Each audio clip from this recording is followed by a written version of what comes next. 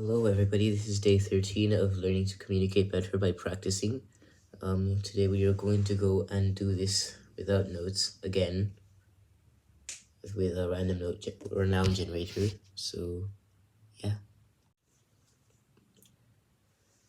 Okay, so we're going to do a 3-minute long attempt altogether, just one.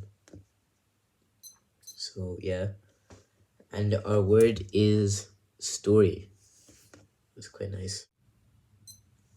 Alright, so story. Now, the story is quite a good word because it's not very abstract, but it's not also very objective material.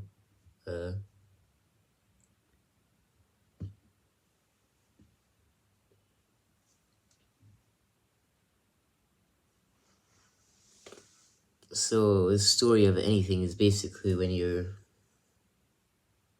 what happened, an underlying cause to an event or some happening which made something happen. So the story of things is actually pretty important for many reasons in different ways. So you can think of the story behind some sort of event, like the story behind Hitler. What is the reason for Hitler being such a bad person? What happened? Why did this happen? What is the underlying cause?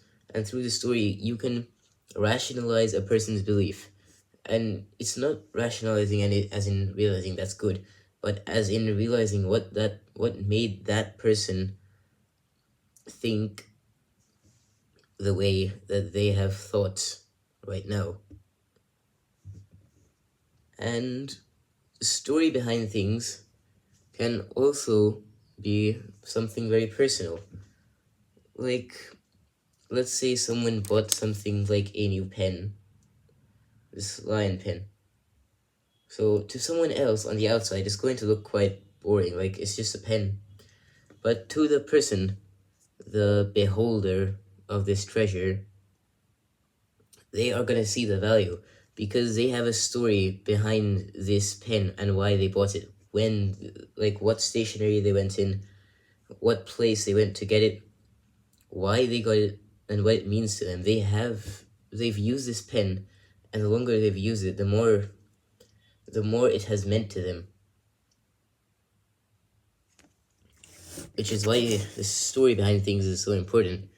And it's also a really, really good way to make people friends with you, because if you ask them about the story behind certain things, like random little possessions that they own, like this watch, then they will be very pleased to know that someone cares about about their preferences and what they like and don't like.